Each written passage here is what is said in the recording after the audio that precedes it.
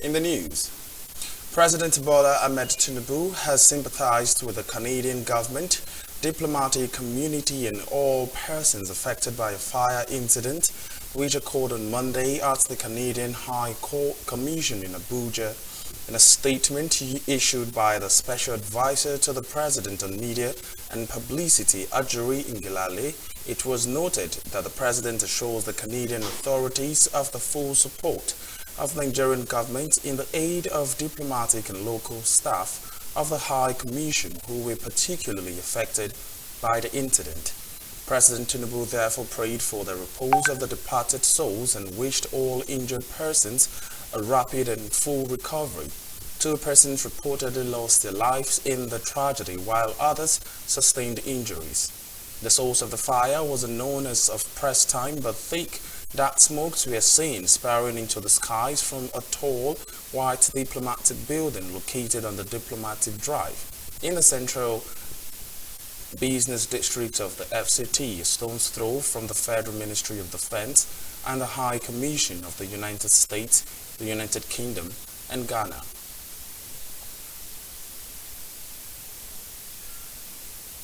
To maximally leverage on opportunities that will be afforded by the implementation of the African Continent. The Senate has resolved to facilitate the inclusion of the dangers of the dredging of River Benue and other river projects in the 2024 appropriation bill to address the perennial flooding and its multidimensional consequences. The lawmakers also urged President Bola Tinubu to facilitate the constructions of dams, including the dozen Hosa Dam proposed to be in Fufu local government area in Adamawa State to curtail the potential risk of excessive flood from the Lagdo Dam in Cameroon.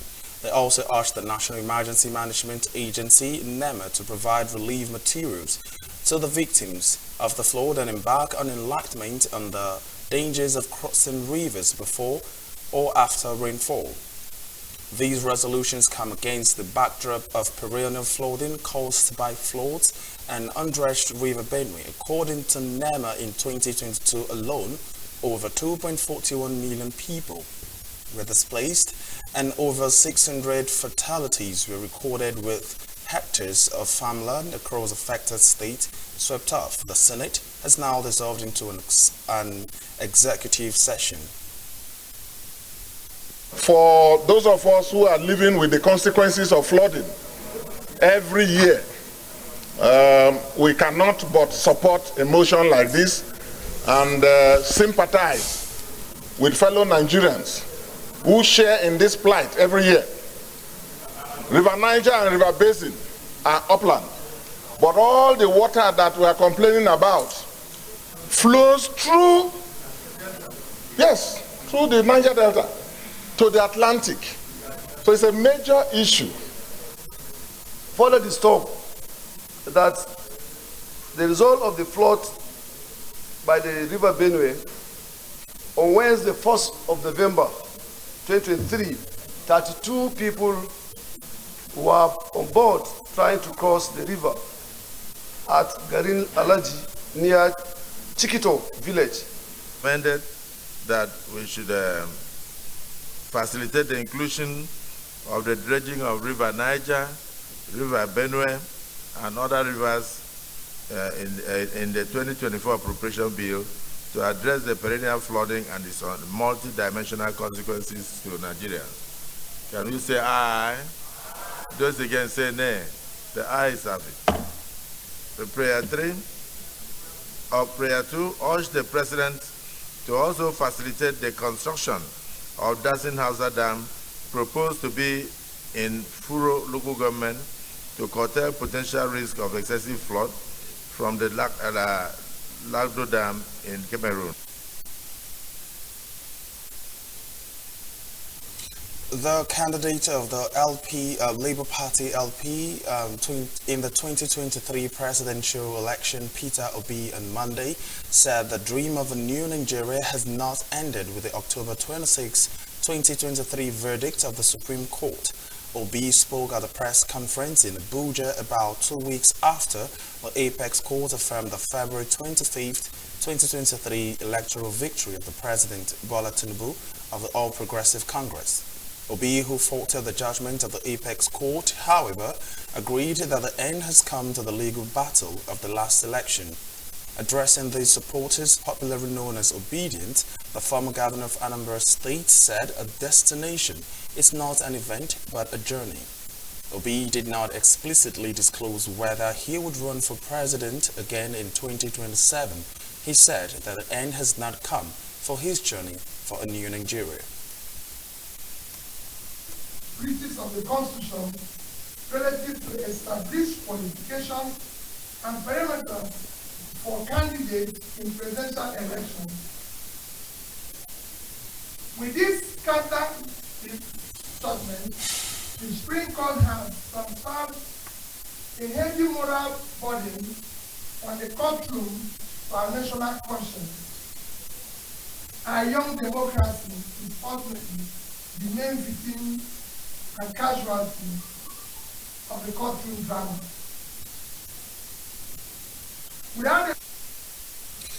The suspended Independent National Electoral Commission INEC Resident Electoral Commissioner REC in Adamawa State, Hodi Yunusa Ari, has failed to show up at the State High Court in Yola, where he was to be arraigned on Monday. Justice Benjamin Manji of the State High Court in Yola has thus ordered the INEC to produce him in court during its next sitting on November 23, 2023.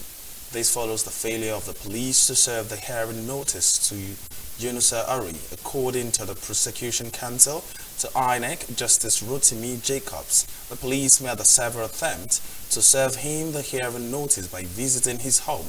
The defendant's surety also could not be traced. The presiding judge, Benjamin Manji, however, wondered why the police, who gathered him bail through a surety, could neither get the defendant nor the surety.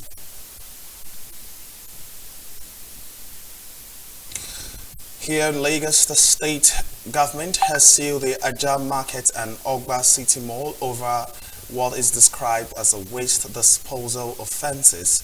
In a statement on Monday, the Director of Public Affairs of the Lagos State Waste Management Authority, Loma Folashade Kadiri, said the action was carried out by the combined enforcement team of Loma, State Task Force on Environmental Sanitation and Special Offences, LASMA and LASEC Kai.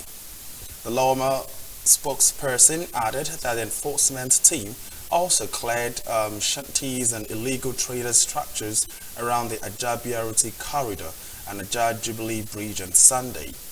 In the wake of the development, the Lagos State Environment and Water Resources Commissioner Tokunbo Wahab said the move was in line with the government's resolve to continue its onslaught on filth and indiscriminate waste disposal by markets and businesses.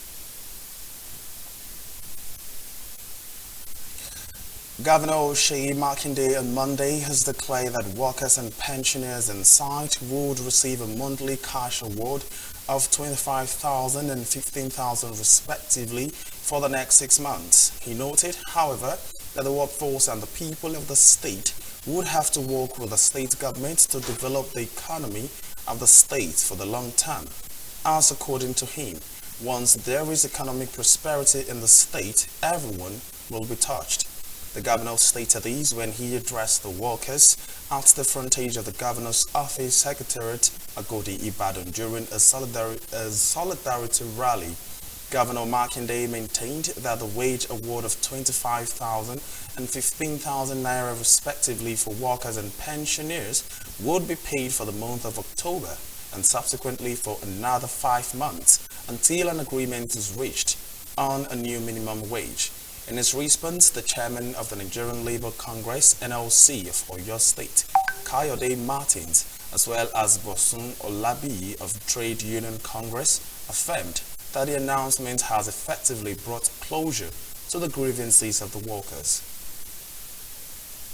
As a state, you have to look at your pockets, you have to see what we can do. And what I said to them is For the wage award for pensioners, we will give pensioners, every pensioner in Oyo State, will give them 15,000 naira monthly for the next 6 months.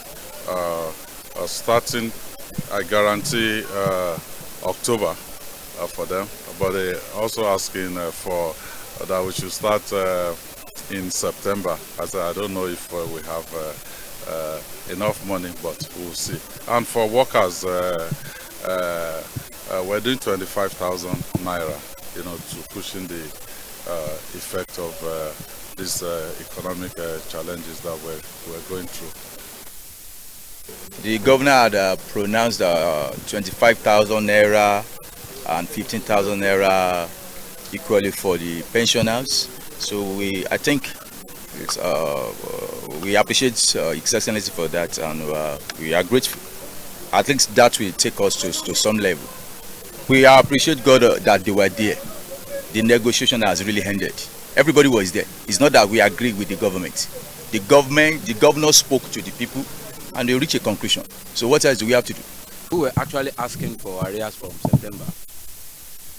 Moving on to security matters, Boko Haram terrorists have killed 10 farmers in some communities in Borno State. Some of the farmers died in Kwashabe, a rice plantation where over 40 farmers were killed 3 years ago in the Zabamari district of Jere local government area. Others were killed in Kakut village in Mafa local government area. One of the farmers in Zabamari said trouble started when 3 farmers were kidnapped on Friday, and a ransom of 600,000 was being demanded for each of the 3 kidnapped persons. Being unable to extract more money than the 120,000 naira paid for the 3 persons, the terrorists mopped up 15 more farmers who were working on the farmlands on Saturday, only for a rival terrorist group to come attempting to kidnap the 15 farmers. The